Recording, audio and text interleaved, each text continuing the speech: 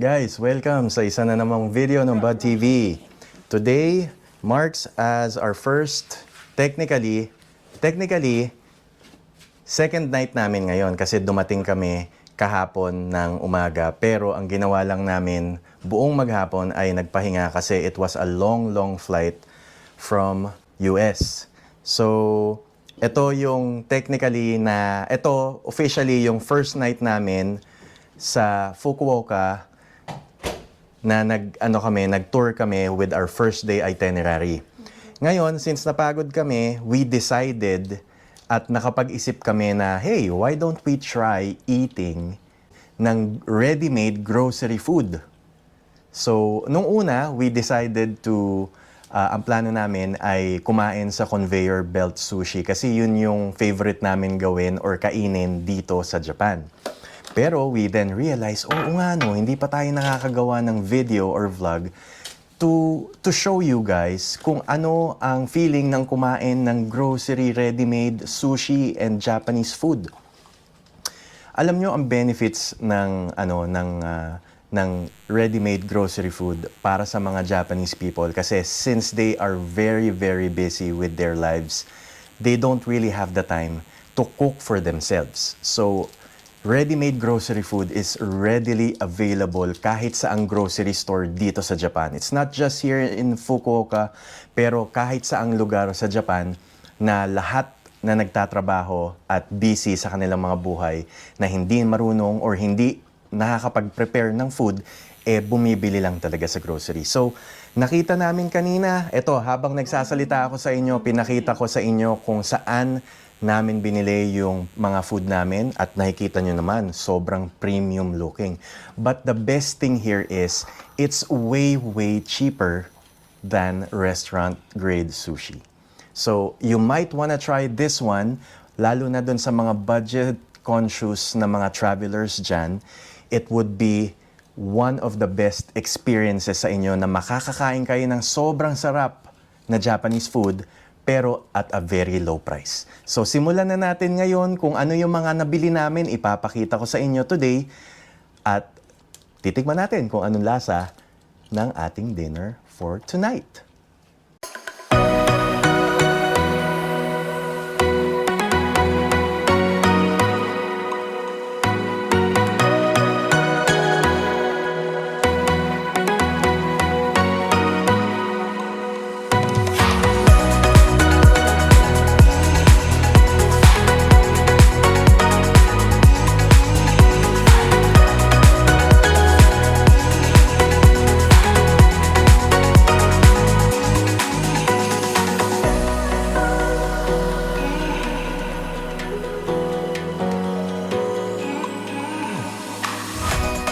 Ayan, hello guys! Welcome to another video dito sa Bud TV.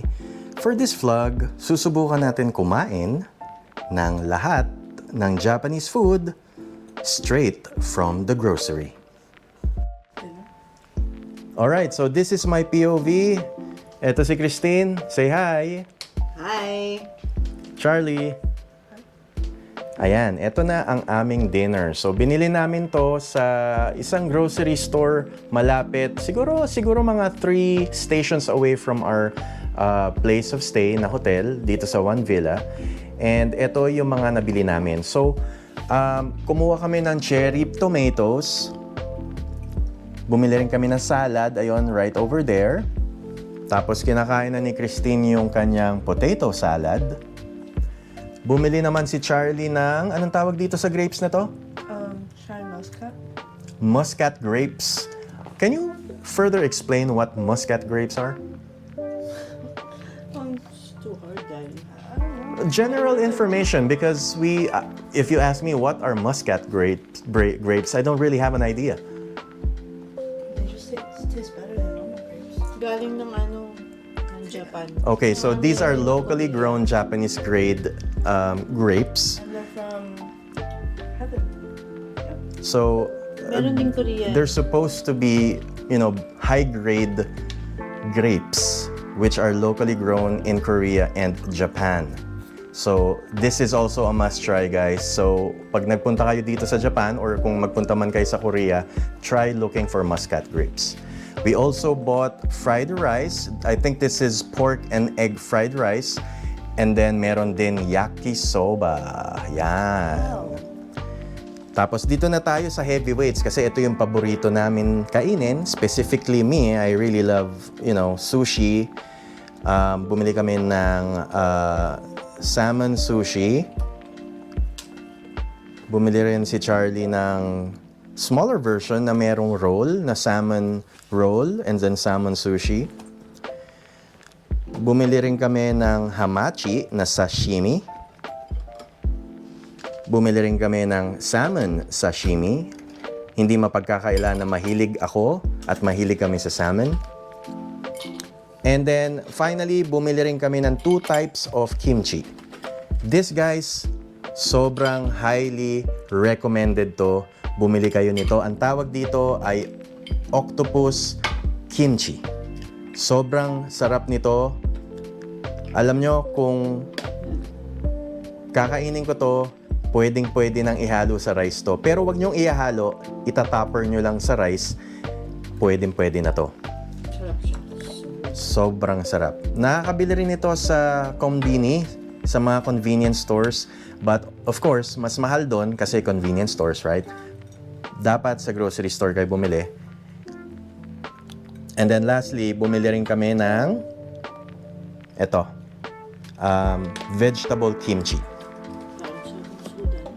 Oo eh. Nakalimutan namin bumili ng soda para dito but meron naman kaming bottled water readily available. Tapos kumuha ko ng ice. So, yan na. Yan na lahat ng mga kakainin natin for today and titikman natin sila isa-isa. Let's go! Gutom na kami! Okay guys, let's go. Unahin natin yung Fried rice. pork and egg fried rice. Ayan, kung nakikita nyo naman, ininit na namin yan sa microwave and mainit na siya. Okay, go ahead Charlie, try it out and see if this one is good. Let's see what's... You be the verdict.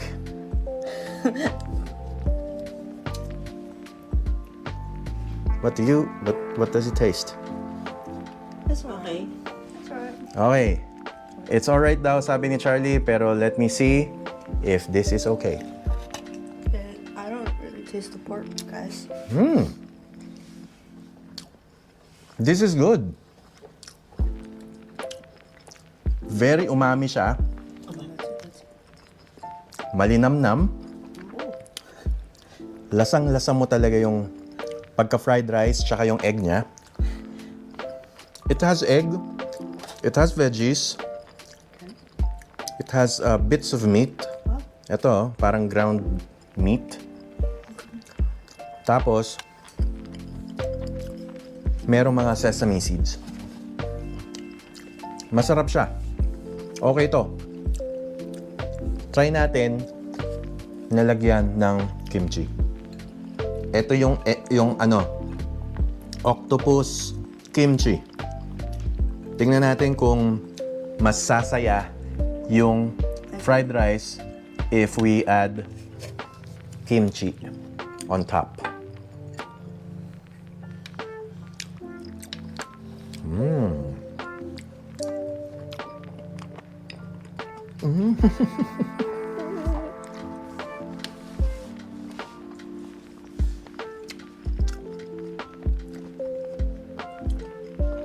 Wala akong masabi. Perfect combination.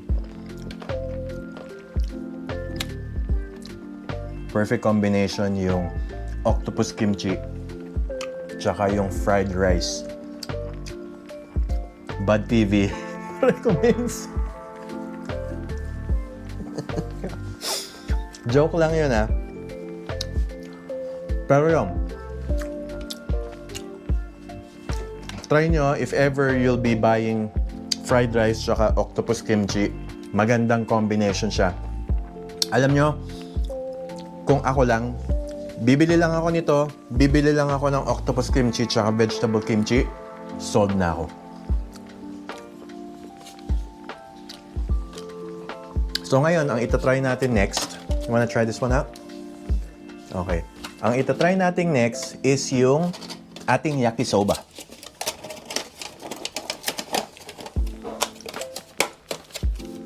Guys, again, the benefits of buying these grocery-ready meals is, number one, they're relatively cheaper than konbini-style food. So, if you're going to Japan, tapos yung hotel nyo is near any grocery store, halos lahat dito merong mga grocery ready-made foods na you can buy and try. And trust me, masarap din sila. Lalo na dun sa mga budget conscious dun sa mga trips nila, this would really save you lots of, your budget that you can allot for other, travels and attractions while you are here in Japan. So ngayon, itatry naman natin yung yakisoba. Ang yakisoba, of course, is yung parang pansit canton sa atin, di ba? Pero it is made out of egg noodles, your choice of meat, carrots, cabbages, and other ingredients. Tapos stir-fried siya. First bite.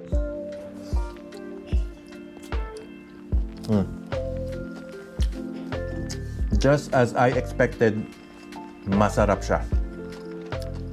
Now, this yakisoba, based from what I see, I think this is pork yakisoba.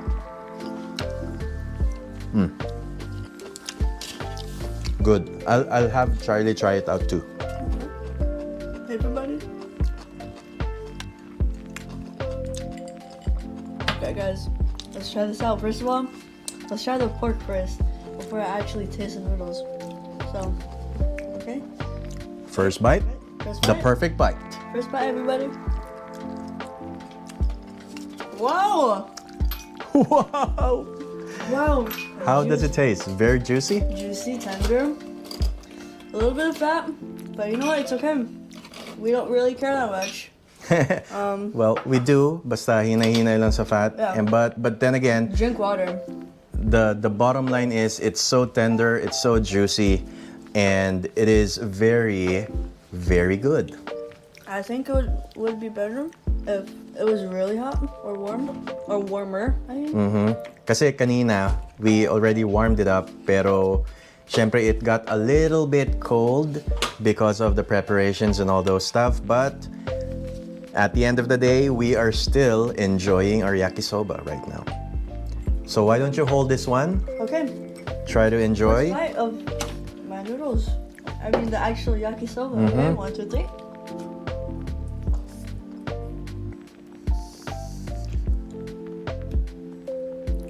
How does it taste? That's awesome sauce. Very awesome sauce. So Charlie approves the yakisoba. It's actually very smoky yung flavor kasi alam naman natin ang yakisoba, the distinct flavor niya is the smoky flavor ng pagkaka-stir fry. And besides that, yung different flavor niya na binibigay and texture ng noodles niya because of course this is stir fried and yung lasa tsaka yung combination ng vegetables na binibigay nito which complements the overall flavor of the noodles. Okay, so let's go and try the next one. Later, that would be for dessert. We will try the salmon. Sashimi. No, the salmon sushi. Okay, ito yung salmon sushi. Okay. This is the first one. Salmon sushi or nigiri, as what they call it, because yung fish is topped over the rice. Okay? And then, meron kami dito na soy sauce. Light soy sauce. Light soy sauce. We'll go ahead and dip it out. Okay. Tatandaan nyo guys, it should only be dipped light and not too much so you can enjoy the nigiri flavor and the fish flavor itself. Kasi pag puro soy sauce, hindi na masarap. Puro alat na lang yung makakain nyo. Let's have a good look of our sushi. Alright, Okay. let's go. Toast for success. Let's try it out. Sarap. What can I say? You can thank us later for this hack For those travel-conscious people who would love to go to Japan, ito ang sagot. Ito ang sagot. Kaya, alam nyo, ako, I love Japanese food. I love sushi. I love rolls. I love everything fresh. Kaya, I've been eating sushi for like how many years now? Like forever. And I know the difference between restaurant grade style, premium style, grocery made style. Pero ito, you wouldn't know the difference. As long as pumili kayo, kasi marami naman yan dun sa mga displays, like pumili kayo ng best part that you can see visually, that it looks good, definitely that's the best bet for you. That's the best tray that you have to get. So yung salmon nigiri, panalo siya. Let's go on to the next. Can I try this one out? Yeah, okay. Okay, so merong salmon roll. Salmon sushi is made out of seaweed, rice, and yung pinaka-salmon natin. Okay, go and dip. Soy sauce? Soy sauce. Just a little bit of soy sauce. Okay, everybody. Wait, everyone. Toast. Okay. 1, 2, 3. Dunk it in. First bite. Wow, Perfect. that's awesome. You know the difference between nigiri and then salmon roll? It gives a unique flavor when you have the freshness of the seaweed. Yung seaweed wrap. So sobrang sarap niya. Yun yung difference between nigiri and roll. Okay. Okay, you go by yourself because I'm still eating mine. Next up is our sashimi. Try natin tong first. Anong klaseng fish to? This is what you call hamachi. So, sashimi lang siya. Raw fish. For those people who love eating sushi and raw fish. Umaalog po ang camera natin. Sorry. Nakarindol. Nagka-earthquake lang po dito sa Japan, pero dead na yun. Kain pa rin tayo ng mabuti. So this is hamachi again, and let's go and try it out. It gives a very milky flavor. Kung gusto nyong malaman yung lasa niya. So, fish.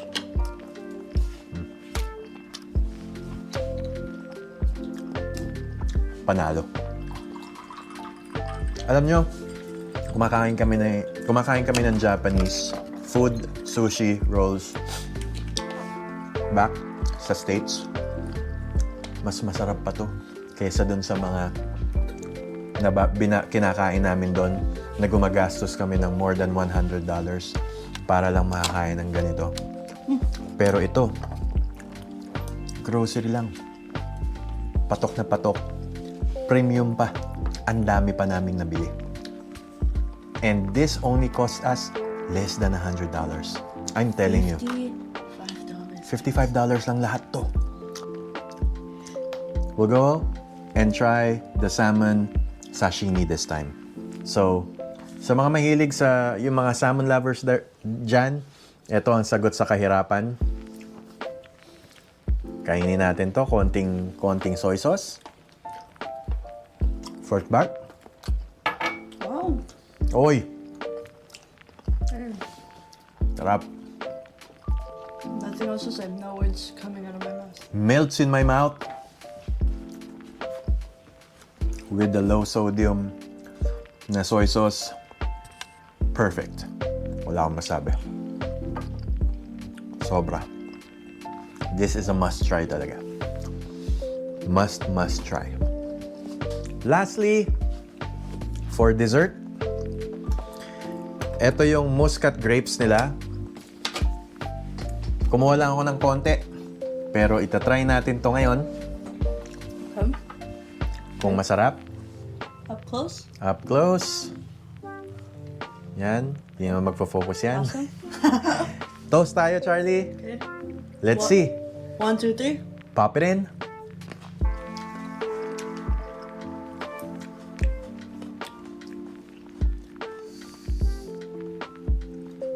I remembered my childhood. It's so good. I remember when I was young, my mother told me to sleep so I will grow up. Yun ang naramdaman ko. Must try yung Muscat grapes. But then again, overall, lahat tong nabili namin only costed, or it only cost us $55, 55 US dollars for those living in the US, US dollars, USD. In yen, it is like around 8,500 yen. Converted to US dollars, it's like 55 US dollars. Sa peso, siguro, sa Philippine peso, it should be it should cost you like around 2,500 pesos, closely around 2,500 pesos to 3,000 pesos for all of these. It is really good for more than 3 people, but we are so hungry and we decided to get all of these. Anyway, we saved a lot of money. Instead of going to the restaurant and paying more than $100 for premium sushi and Japanese food, we decided to buy grocery foods. So overall, lahat ng nakikita nyo dito, sobrang worth it, sobrang sarap, enjoy na sa level natin, di ba? And this is also a must-try. I'm telling you again, for those people who are on a budget and would like to enjoy these types of foods without breaking your funds or you're breaking your bank accounts, this is the way to go. So, sana na nag-enjoy kayo sa video natin for today. If you like the video, huwag niyong kakalimutan to give it a thumbs up and then comment down below for any questions, and then we will try to answer them for you. So if you want more contents about this, just go ahead and subscribe to our channel, also for support, and you will see a lot of videos, travel videos in Japan, in other prefectures, especially this Fukuoka vlog series namin. This is the first time that we've been here in this prefecture, and so far on our first day, we are enjoying it. Today is summer, kaya medyo maalinsangan, medyo mainit, but you know, you can always visit this anytime kung kailan kayo free. And if it's more cooler and if the schedule permits you, I think the best time to go here is like around spring or fall season. So, sana nagustuhan niyo yung video natin at sana hindi kayo natakam, pero kung natakam kayo, kailangan nyo na magpunta dito. So, this has been Bud TV. Thank you for watching. We will see you on the next vlog. Kita-kita tayo doon, okay? Bye! Charlie, bye-bye! Bye! Bye!